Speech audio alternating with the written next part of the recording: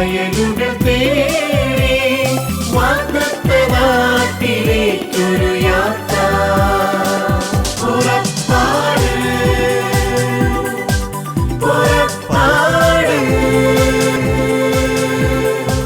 പുറപ്പാട്.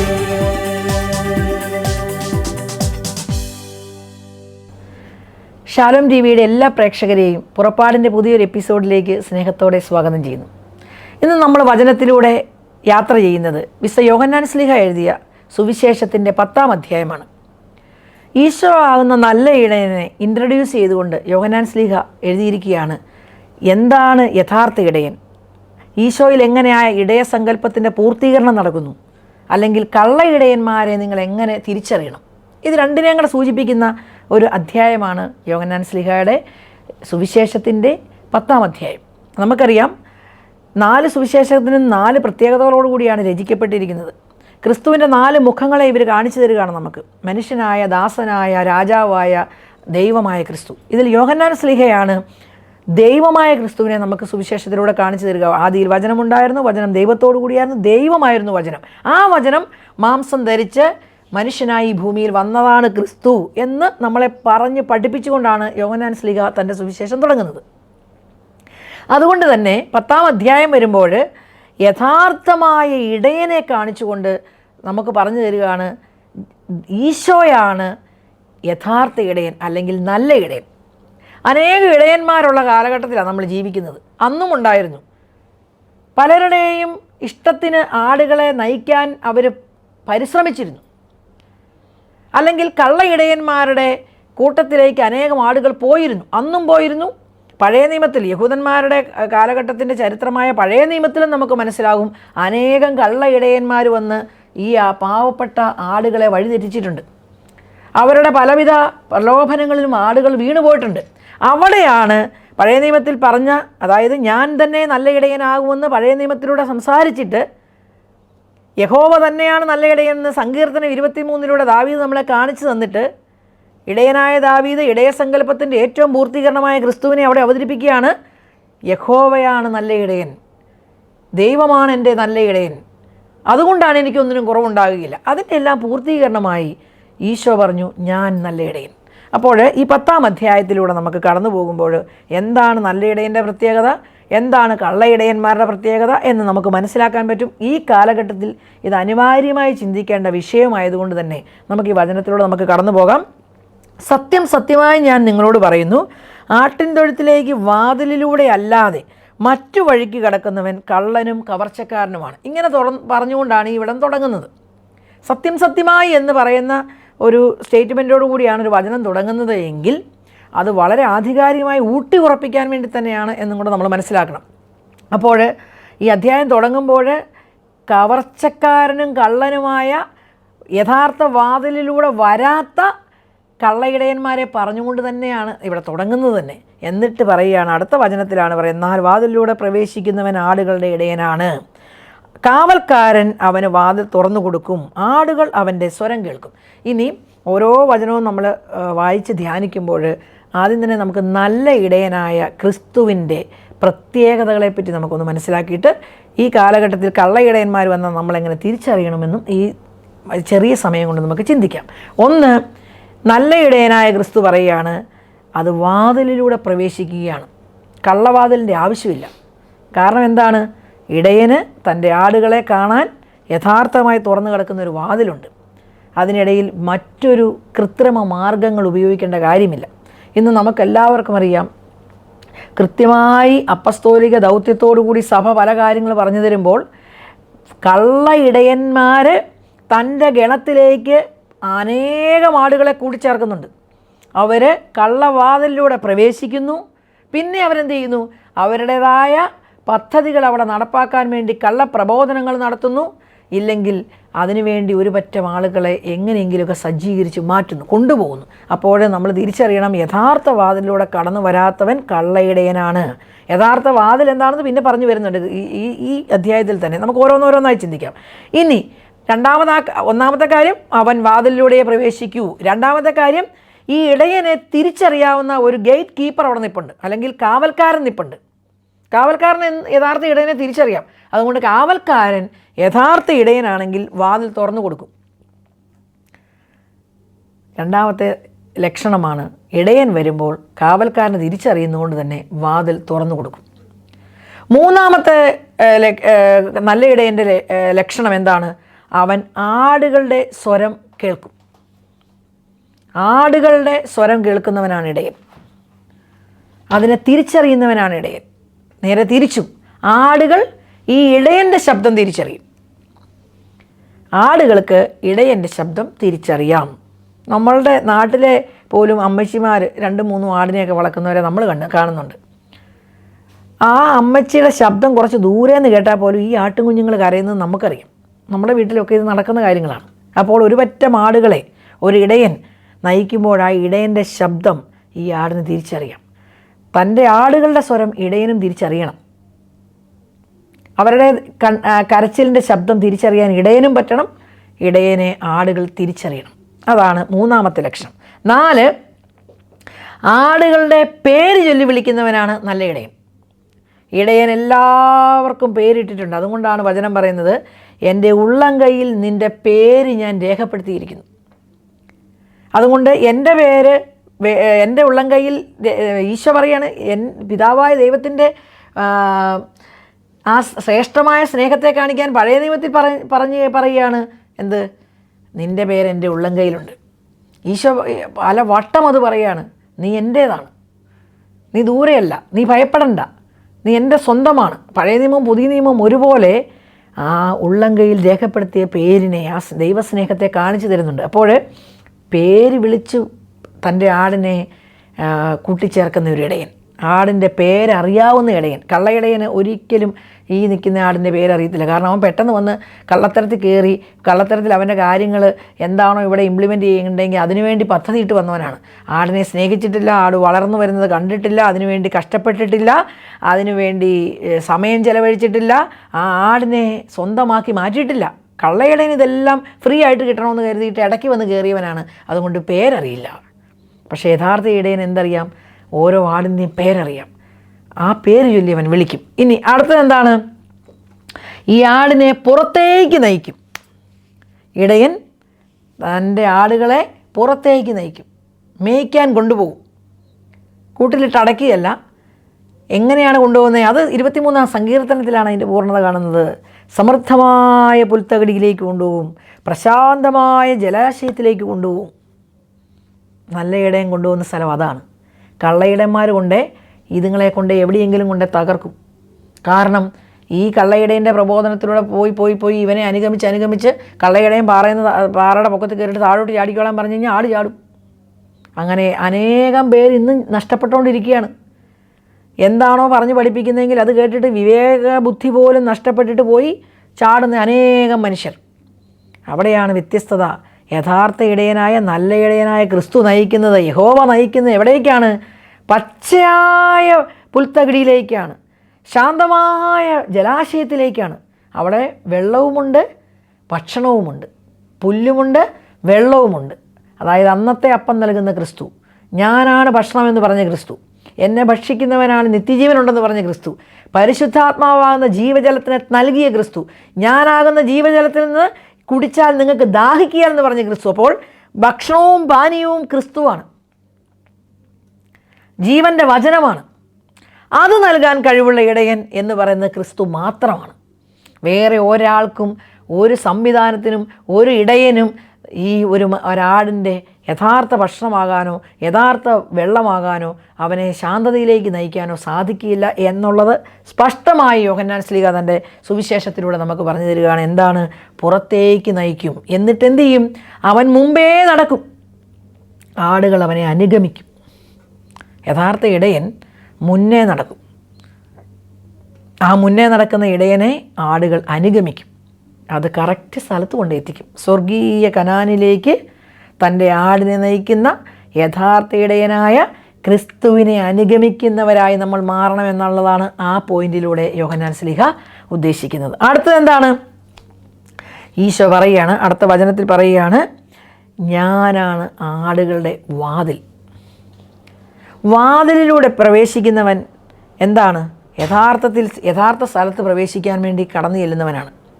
ഈശോയാവുന്ന വാതിലിലൂടെ പിതാവായ ദൈവം. അതുകൊണ്ട് ഈശോ പറയുന്നുണ്ടല്ലോ, ഞാനും പിതാവും ഒന്നായിരിക്കുന്നത് പോലെ എന്നിൽ വിശ്വസിക്കുന്ന നിങ്ങളെല്ലാവരും ഒന്നായിരിക്കണമെന്ന് ഞാൻ ആഗ്രഹിക്കുന്നു, പ്രാർത്ഥിക്കുന്നു.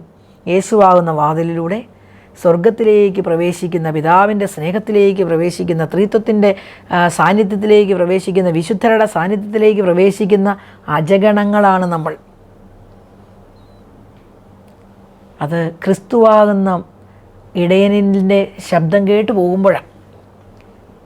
ആ ശബ്ദത്തിന് വിപരീതമായ ഒരു ശബ്ദം, അല്ലെങ്കിൽ ഈശോ പറഞ്ഞ് പഠിപ്പിച്ചതിന് വിപരീതമായ ഒരു പ്രബോധനം കാണുമ്പോൾ ഇത് വഴി മാറിപ്പോകുകയാണല്ലോ എന്ന് ചിന്തിക്കാനുള്ള വിവേകമെങ്കിലും നമുക്കെല്ലാവർക്കും ഉണ്ടാകണമെന്നും ഇവിടെ സൂചനയുണ്ട്. കാരണം പറഞ്ഞു തരുന്നത് അതിനു വേണ്ടിയാണ്. അടുത്തത് എന്താണ്? ഈശോ പറയുകയാണ്, ഞാനാണ് വാതിൽ, ഞാൻ ജീവൻ നൽകാനും അത് സമർത്ഥമായി നൽകാനും വന്നിരിക്കുന്നു.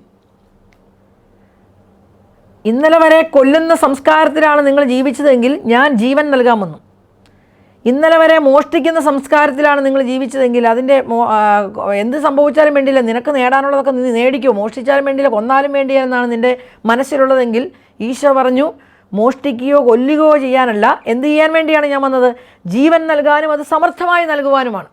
അപ്പോൾ ക്രിസ്തുവിനെ വിശ്വസിക്കുന്ന ഏത് വ്യക്തിയുടെയും ഡ്യൂട്ടി മറ്റൊരാളെ കൊല്ലാനോ മറ്റൊരാളിൽ നിന്ന് മോഷ്ടിക്കാനോ മറ്റൊരാളുടെ സ്വാതന്ത്ര്യത്തെ തകർക്കാനോ അല്ല, അത് പൂർണ്ണതയിലേക്ക് എത്തിക്കാൻ വേണ്ടിയാണ്,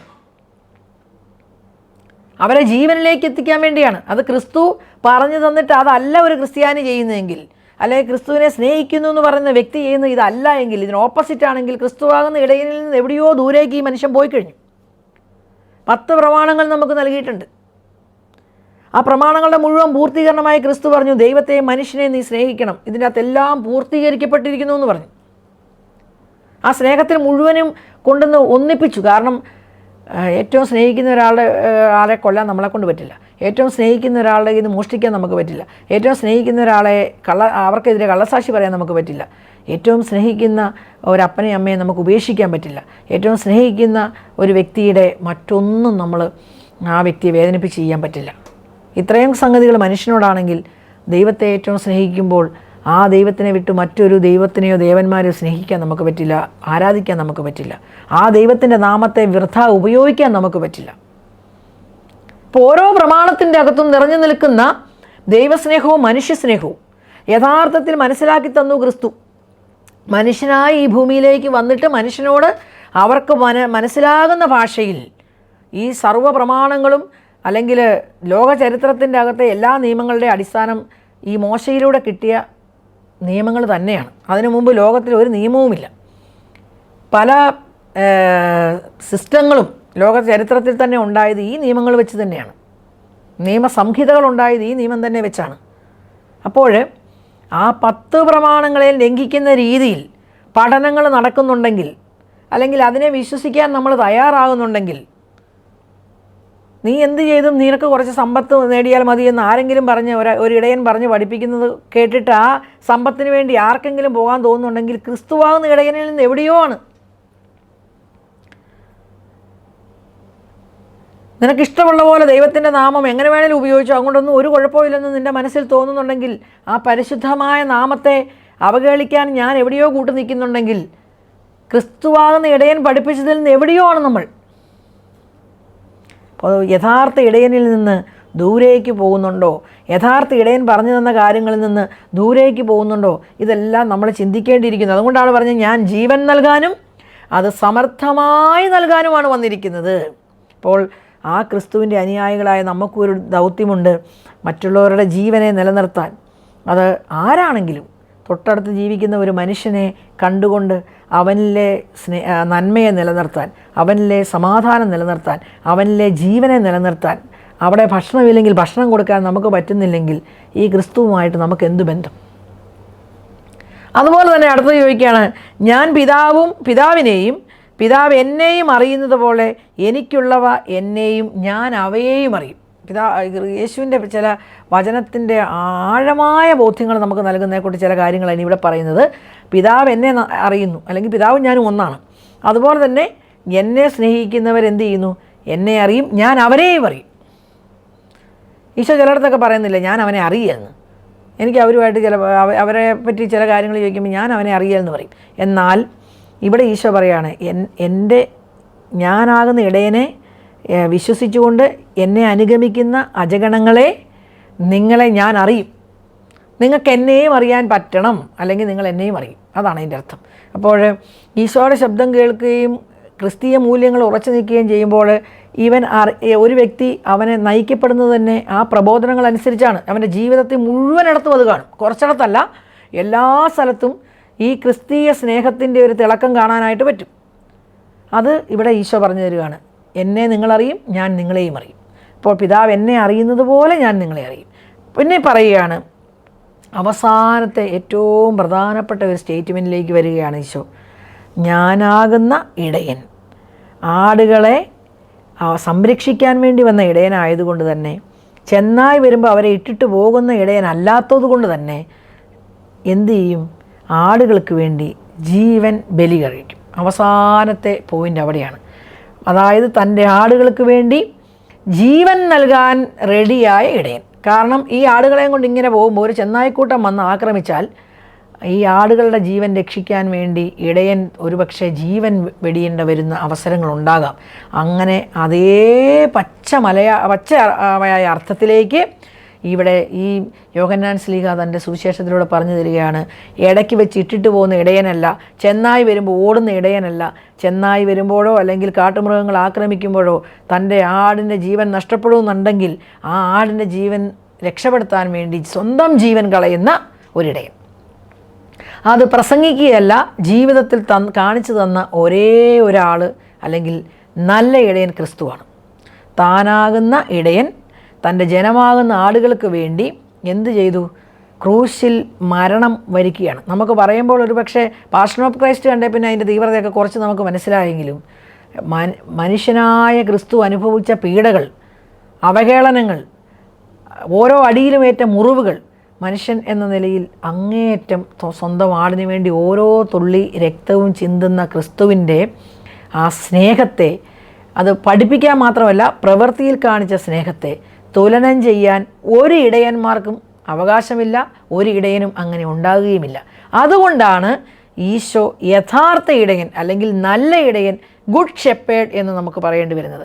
നമുക്കറിയാം ഗുഡ് ഷെപ്പേഡിൻ്റെ ഫോട്ടോകൾ അല്ലെങ്കിൽ അതിൻ്റെ പിക്ചറുകളൊക്കെ നമ്മൾ എന്തുമാത്രം രീതിയിൽ ആടിനെ എടുത്ത് തോളയിലിട്ടേക്കുന്ന ഈശോയുടെ, ആടിനെ ചേർത്ത് പിടിച്ചിരിക്കുന്ന ഈശോയുടെ, ആട്ടിൻകിണത്തെ നയിക്കുന്ന ഈശോയുടെയൊക്കെ നമ്മൾ 100 കണക്കിന് ഈ ഗുഡ് ഷെപ്പേഡിൻ്റെ പലതരത്തിലുള്ള പിക്ചറുകൾ കണ്ടിട്ടുണ്ട്. അതിൻ്റെ കാരണം എന്തായിരിക്കാം?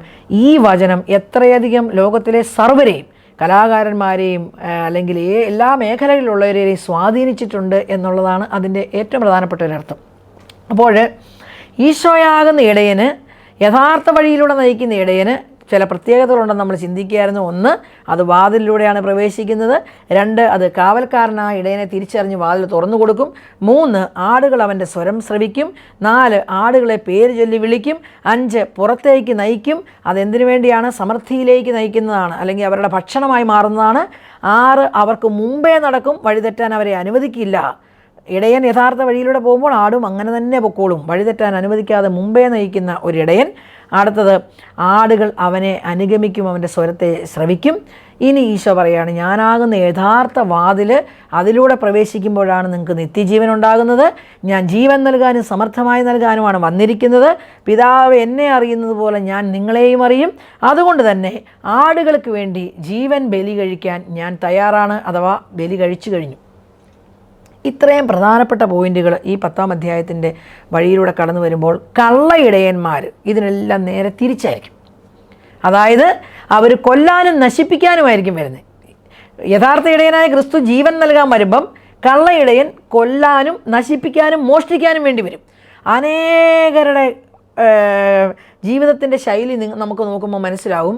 അവർ നിൽക്കുന്നിടത്തെല്ലാം നാശം വിതച്ച് കൊണ്ടുപോകുന്നവരാണ്.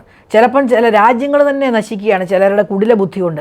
ചിലപ്പോൾ ഒരു കുടുംബം തന്നെ നശിക്കുകയാണ് കുടില ബുദ്ധി കൊണ്ട്. ചിലപ്പോൾ ഒരു പ്രദേശം തന്നെ നശിക്കുകയാണ് ചിലരുടെ പദ്ധതി കൊണ്ട്.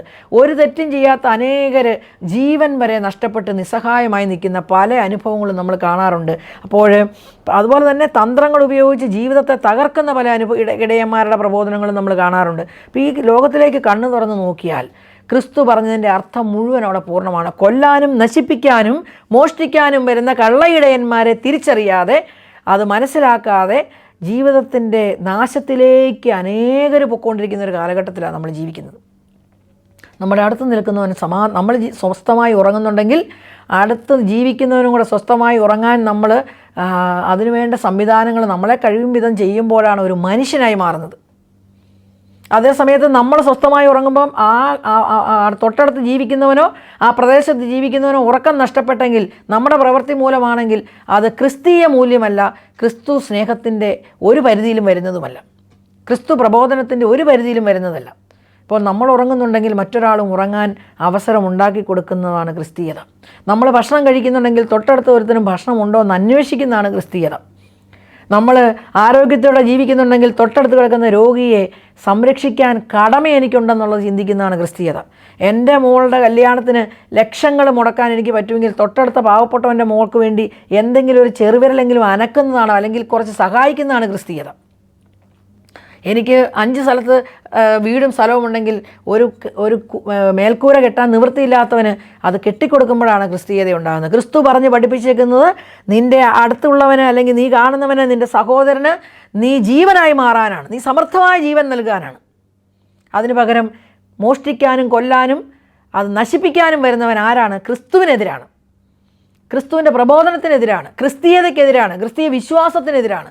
അപ്പോൾ നമ്മൾ ഈശോയാണ് വിശ്വസിക്കുന്നതെങ്കിൽ ഈശോ പറഞ്ഞ കാര്യങ്ങൾ എങ്ങനെ പ്രാവർത്തികമാക്കാമെന്നുള്ളതിലാണ് അതിൻ്റെ പൂർണ്ണതയിരിക്കുന്നത്. ഇത് വായിക്കുകയും പഠിക്കുകയും ചെയ്യുന്നതിനപ്പുറം പ്രവൃത്തിയിലേക്ക്, ജീവിതത്തിലേക്ക് ക്രിസ്തീയ മൂല്യങ്ങളെ എങ്ങനെ കൊണ്ടുവരാം എന്നുള്ളതായിരിക്കണം. അതായത് ഈശോ പറഞ്ഞു അഷ്ടസൗഭാഗ്യങ്ങൾ, നമ്മൾ എന്തോ മാത്രം ധ്യാനിച്ചേക്കുന്ന വിഷയങ്ങളാണ്. സമാധാനം സ്ഥാപിക്കുന്നവരെ നിങ്ങൾ ഭാഗ്യവാന്മാരെന്നാണ് പറഞ്ഞത്. ഇന്ന് സമാധാനം നഷ്ടപ്പെടുത്തുന്ന, ലോകം മുഴുവൻ്റെ സമാധാനം നഷ്ടപ്പെടുത്തുന്ന രീതിയിലേക്ക് സംവിധാനങ്ങൾ പലതും വളർന്നു വരുമ്പോൾ ക്രിസ്തു പറഞ്ഞു തന്നു നമ്മളോട്, സമാധാനം സ്ഥാപിക്കുന്നവരെ നിങ്ങൾ ഭാഗ്യവാന്മാർ. നിങ്ങൾ ഭൂമി തന്നെ അവകാശമാകും. നിങ്ങൾ ഓർക്കുന്നത് സമാധാനം ഇല്ലെന്നാക്കിയിട്ട് ഭൂമി സ്വന്തമാക്കാമെന്നല്ല, സമാധാനം സ്ഥാപിച്ചുകൊണ്ട്. അതാണ് ഏറ്റവും നല്ലൊരു മാതൃകയാണ് നമ്മുടെ രാഷ്ട്രപിതാവായ ഗാന്ധിജി. അനേകം പദ്ധതിയായിട്ട് വന്നു ആ സമയങ്ങളിൽ. പക്ഷേ ഗാന്ധിജി സമാധാനത്തിൻ്റെ സന്ദേശം തോർന്നു. സൂര്യനസ്തമിക്കാത്ത ബ്രിട്ടീഷ് സാമ്രാജ്യത്തോട് സമാധാനത്തിലൂടെ ഈ സ്വാതന്ത്ര്യത്തിന് വേണ്ടി പൊരുതിയ മനുഷ്യൻ, ക്രിസ്ത്യാനികളെ തോൽപ്പിച്ച ക്രിസ്തീയ പ്രബോധനങ്ങൾ നൽകിയ മനുഷ്യൻ നമ്മുടെ രാഷ്ട്രപിതാവാണ്, നമ്മൾ അഭിമാനിക്കുന്ന വ്യക്തിത്വമാണ്. അപ്പോൾ സമാധാനം സ്ഥാപിക്കുന്നവർ ഭാഗ്യവാന്മാർ, ശാന്തതയോടെ ജീവിക്കുന്നവർ ഭാഗ്യവാന്മാർ, ശാന്തശീലരെ നിങ്ങൾ ഭാഗ്യവാന്മാർ എന്ന് ദൈവത്തിൻ്റെ പുത്രരായി അവർ മാറുകയാണ്. അപ്പോൾ നമുക്ക് മനസ്സിലാകേണ്ട ഒരു കാര്യം, കള്ളപ്രബോധനങ്ങളും കള്ള ഇടയന്മാരും ഇനിയും പെരുകിക്കൊണ്ടേയിരിക്കും. അല്ലെങ്കിൽ പലരെ നശിപ്പിക്കാൻ വേണ്ടി കൊല്ലാനും മോഷ്ടിക്കാനും നശിപ്പിക്കാനുമായി പല കൂട്ടരും സംഘടനകളും ഇറങ്ങിന്നിരിക്കും. അവിടെ ക്രിസ്തുവിനെ അറിയുന്നവർ, ക്രിസ്തുവിനെ സ്നേഹിക്കുന്നവർ ഈ യോഹന്നാൻ ശ്ലീഹായുടെ സുവിശേഷത്തിൻ്റെ 10-ാം അധ്യായം പലവട്ടം വായിക്കുകയും മനസ്സിലാക്കുകയും ധ്യാനിക്കുകയും ജീവിതത്തിൽ പ്രാവർത്തികമാക്കുകയും ചെയ്തുകൊണ്ട് നല്ല ഇടയനായ ക്രിസ്തു പറഞ്ഞു തന്ന കാര്യങ്ങൾ അതിനെ അനുഗമിക്കുന്നവരെന്ന നിലയിൽ, അജഗണങ്ങൾ എന്ന നിലയിൽ, നല്ല ആടുകൾ എന്ന നിലയിൽ പത്രോസ് ശ്ലീഹായോട് പറഞ്ഞ പോലെ, നീ എന്നെ സ്നേഹിക്കുന്നു, സ്നേഹിക്കുന്ന കർത്താവേ, അങ്ങനെയാണ് എൻ്റെ ആടുകളെ മേയ്ക്കുക. വീണ്ടും, നീ എന്നെ സ്നേഹിക്കുന്നു, നീ എൻ്റെ കുഞ്ഞാടുകളെ മേയ്ക്കുക. വീണ്ടും, നീ സ്നേഹിക്കുന്നു എങ്കിൽ എൻ്റെ ആടുകളെ മേയ്ക്കുക. യെസ്, കുഞ്ഞാടുകൾ, ഒന്നും അറിയാൻ മേലാത്തവർ, അവരെ നയിക്കാൻ വേണ്ടി നമ്മളെ ഉപയോഗിക്കുകയാണ് ദൈവം. ആടുകൾ കുറച്ചുകൂടി അറിവുണ്ട്, പക്ഷേ എവിടെ വേണമെങ്കിലും ചെതറിപ്പോകാം. അവരെ നയിക്കാൻ വേണ്ടി ദൈവം ഉപയോഗിക്കുകയാണ്. ആ ക്രിസ്തുവാകുന്ന ഇടയൻ്റെ അജപാലക ദൗത്യം നമ്മളെ, അല്ലെങ്കിൽ ആ മറ്റുള്ളവരെ സ്വർഗീയ കാനാനിലേക്ക് നയിക്കാൻ ഏൽപ്പിച്ചിരിക്കുന്ന ദൗത്യം, അതിനെ ഭംഗിയായി ചെയ്തുകൊണ്ട് ജീവൻ നൽകാനും സമർത്ഥമായി നൽകാനും വന്ന ക്രിസ്തുവിൻ്റെ സ്നേഹം അനേകരിലേക്ക് പകർന്നു നൽകിക്കൊണ്ട് അനേകർക്ക് ജീവൻ നൽകുന്നവരായി, ഭക്ഷണം നൽകുന്നവരായി, വെള്ളം നൽകുന്നവരായി, പരിശുദ്ധാത്മാവാകുന്ന ജീവജലം നൽകുന്നവരായി മാറാൻ നമുക്ക് ശ്രമിക്കാം. അതിന് ദൈവം നമ്മെ അനുഗ്രഹിക്കട്ടെ. അതോടൊപ്പം തന്നെ കർത്താവാണ് എൻ്റെ ഇടയൻ, എനിക്കൊന്നിനും കുറവില്ല എന്നുള്ള ഗാനം നമുക്ക് ഈ ടോക്കിന് ശേഷം നമുക്ക് കേൾക്കുകയും ചെയ്യാം. ആ പാട്ടും അനേകർക്ക് അനുഗ്രഹമായി മാറട്ടെ എന്ന് പ്രാർത്ഥിക്കുന്നു. ആമേൻ.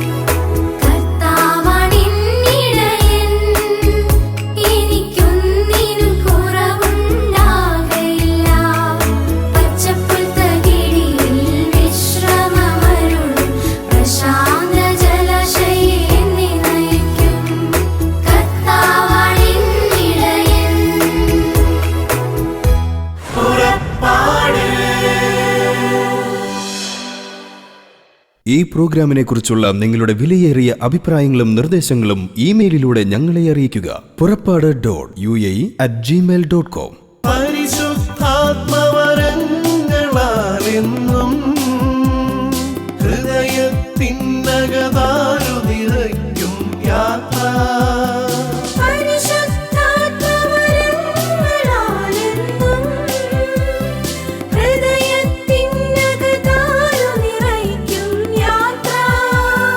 മേഘത്തണലായി അഗ്നിനാളമായി പാത തെളിക്കും സ്നേഹത്തിൻ പുതുയാത്ര.